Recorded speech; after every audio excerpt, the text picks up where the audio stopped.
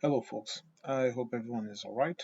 Good morning, good evening, good afternoon, when and wherever you are. Today I'm going to talk about something, and I want you to fact check me, please.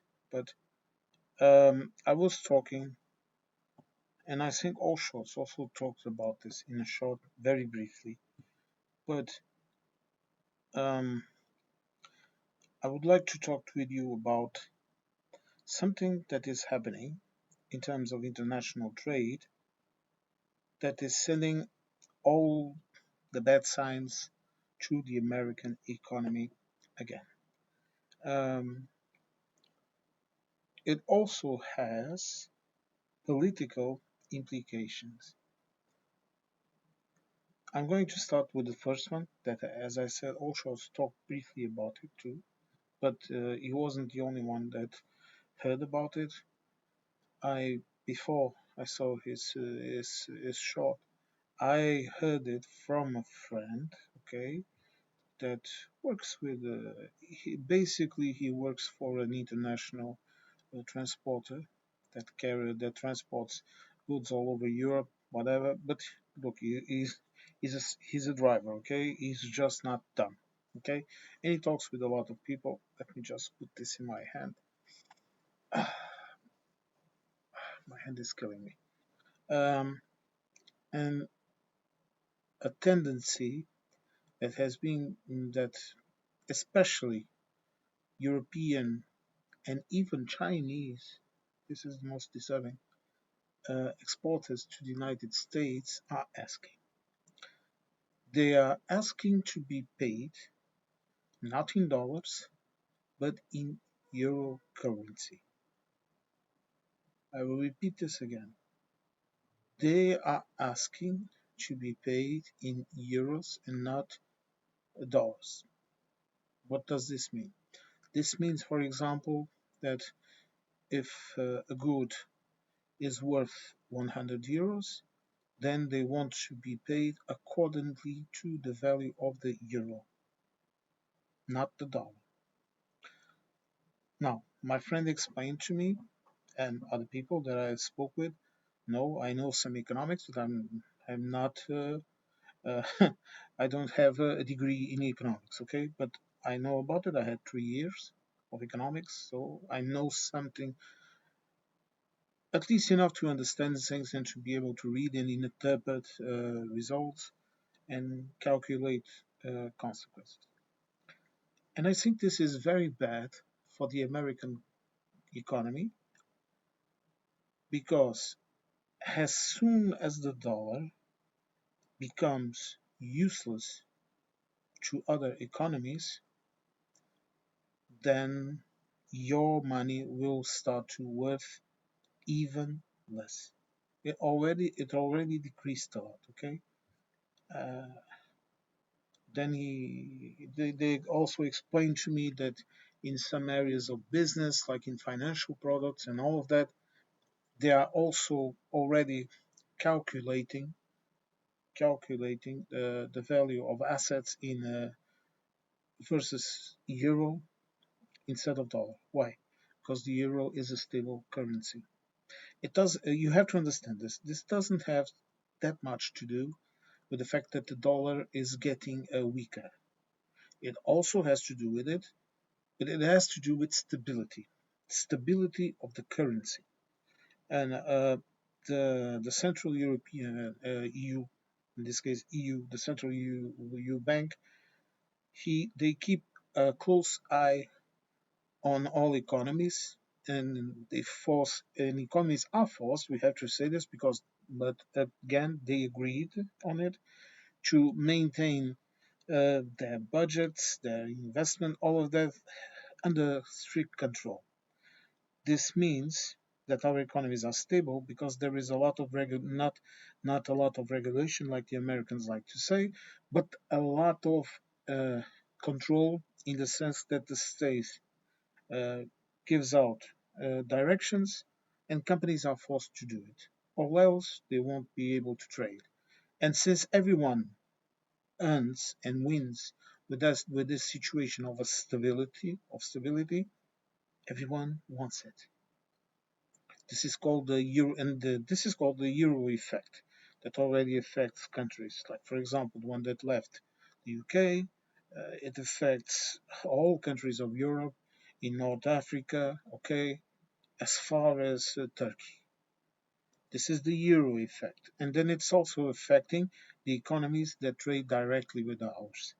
So for all of those economies, this is, if this situation happens, it's good for them because this means they will be trading more or less in the same. How can I put this without sounding too abrasive or whatever? This means they are shifting their economic centers. Not in the sense, look, you have to look at Canada as an economy, okay? You have to look at the countries in North Africa as an economy, okay? You have to look at, you cannot put morals and politics in this, okay? Don't put morals and politics in this. Talk just about business. Meaning, if Canada starts to trade more with Europe, then naturally it will stop using, let's call it like this, uh, American economic products. What do I mean with this? I mean there is a shift. Uh, Imagine this. I like to sometimes I like to use analogies and whatever because in examples because it's much easier to explain to people how economics works. Imagine this. Imagine you have a flat surface of water. Now, imagine that the United States has a large whirlpool in its economy, and that is its economy, and it spins, and it naturally it drags a lot of water from other parts of the pond. But now imagine this: imagine that the whirlpool of the United States starts to get weaker and smaller. Okay, and there are other small whirlpools that were limited by that large whirlpool, and in the EU that is a stable whirlpool and it's spinning at a constant rate. It's pulling in the water that used to go to the United States.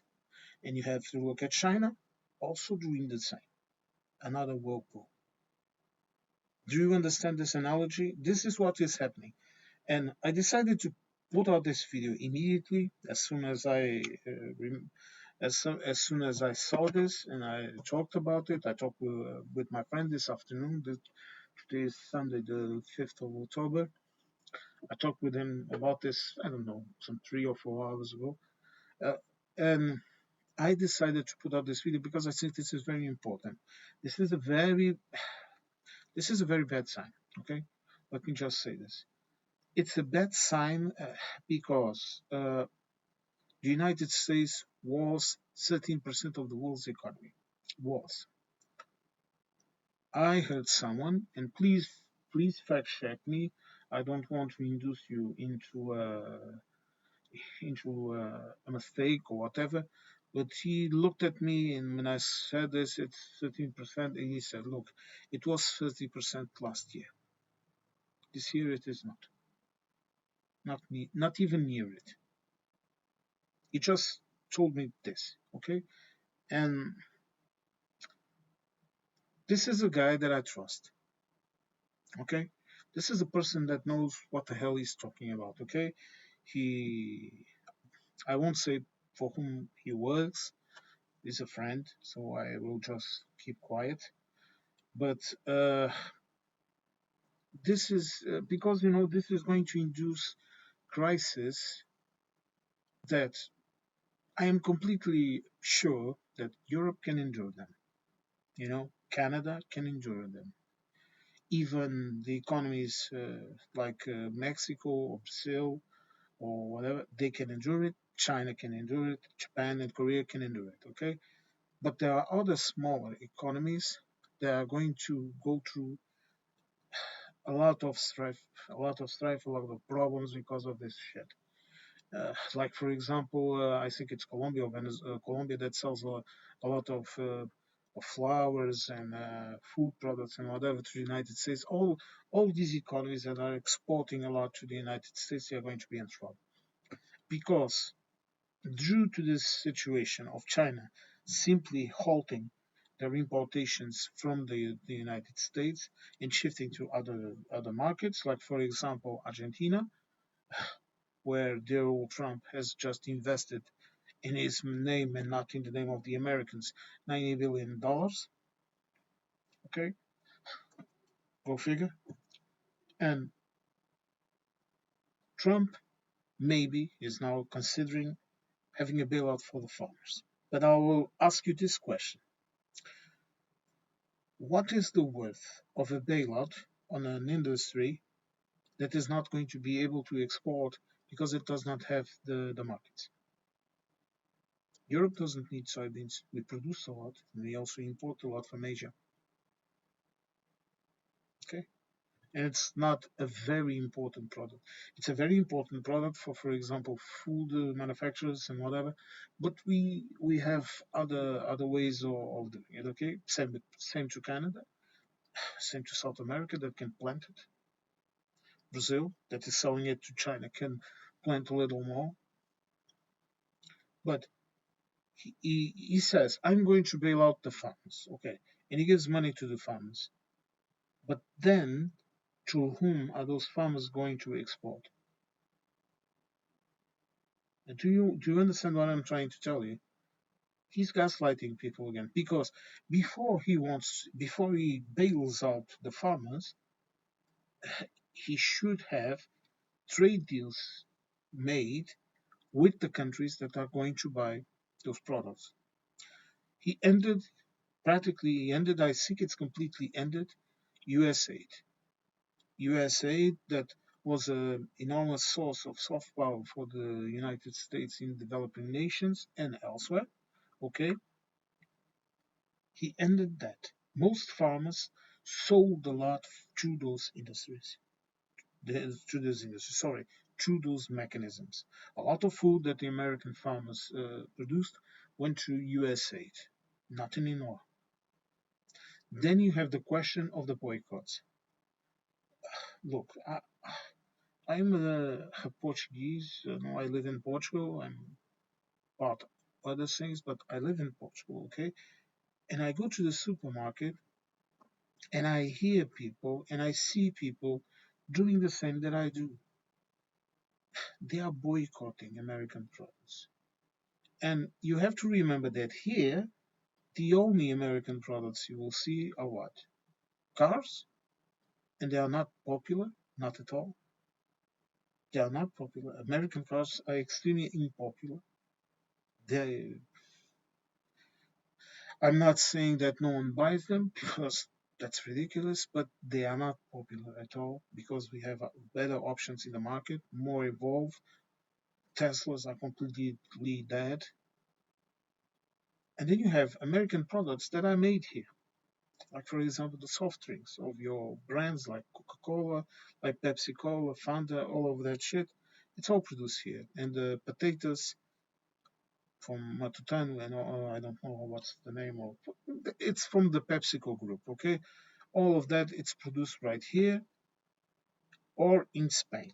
There are manufacturers here or in Spain. Here they usually use the same bottling plants that also produce our local soft drinks that are much more popular. Let me tell you this, okay? So they continue to sell, but I know it has decreased. I have talked about this in other videos that I have a friend that works in the supermarket, and she said, "Look,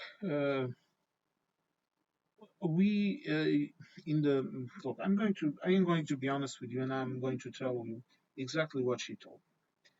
She looked at me and said, "Look, uh, João, uh, before all of this situation with Matt Trump started, this is more or less what she said. We used to restock it every week. Right now, we need to wait a month or more to restock things." This is what she told me. And then we started talking about something else. So you can see the proportion of what is being sold. And also, I saw this at my local Lidl. They had around, I don't know, in a row of shelves, they had about some 4 or 5 rows with American brand products. Okay, and remember, these are products that are produced according to our rules, even if they are imported from the United States. Okay, you have producers, for example, in California. This is an example. They are, for example, producing like things like dry nuts and all of that under EU rules to export solely to Europe, and they have been really affected by this tariff things because, for example, macadamia nuts have always been popular, okay, and the almonds and all of that, and the peanuts, for example, okay, all of that. But we have our own production. We buy from other places, like for example, from Brazil, from Europe, from here. We produce a lot here, but we produce more other type okay.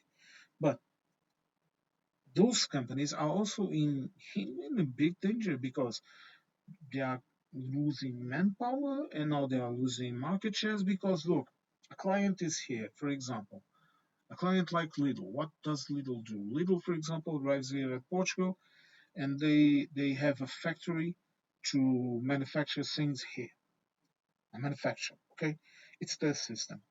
And then you go, for example, to the local Lidl like I do, and around 70% at least, or 60 to 70%, it's all Portuguese products, okay?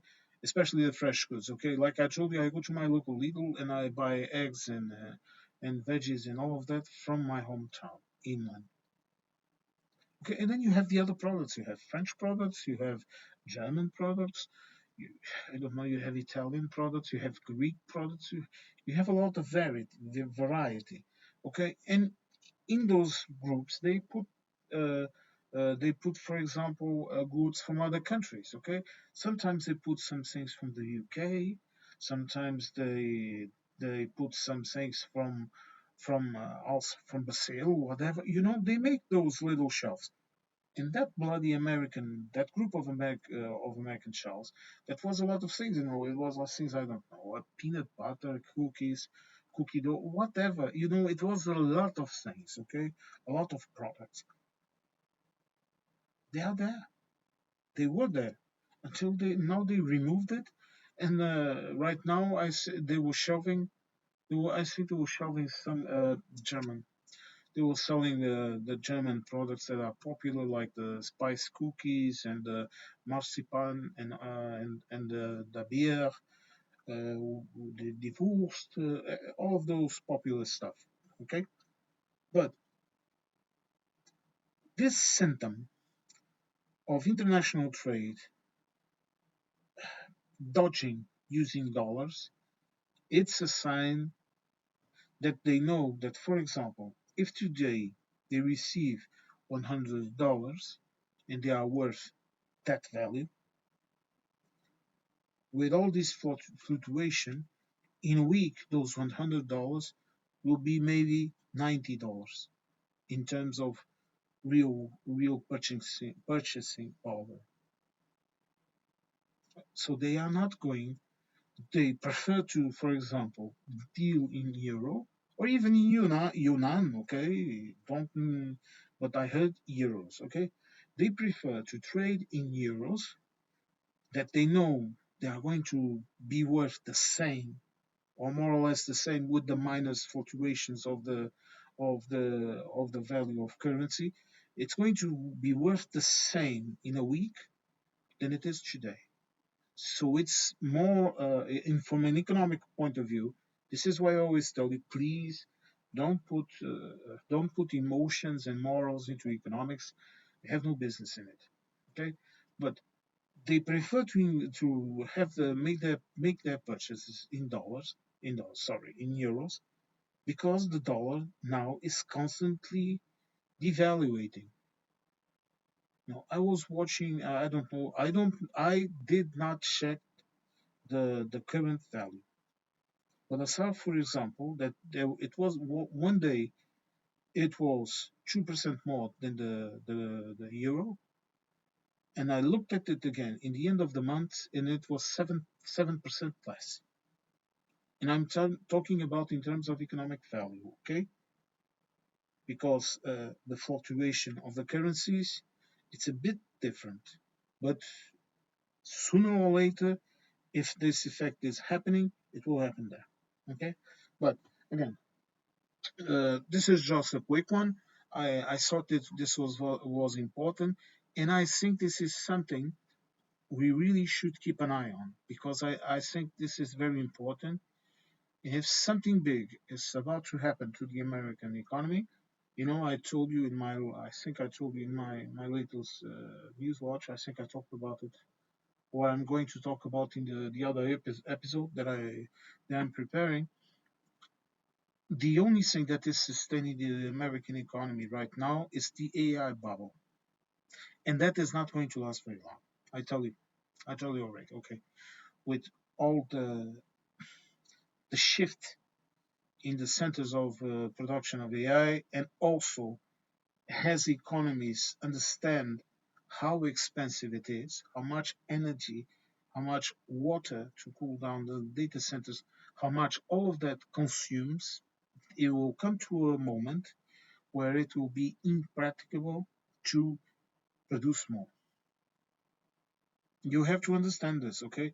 I know people are talking about AI, the future, and this and that. No, AI will have a future, but it will have a future as a practical application. It will only have a future that AI that can have a practical effect and that can be as less expensive as possible.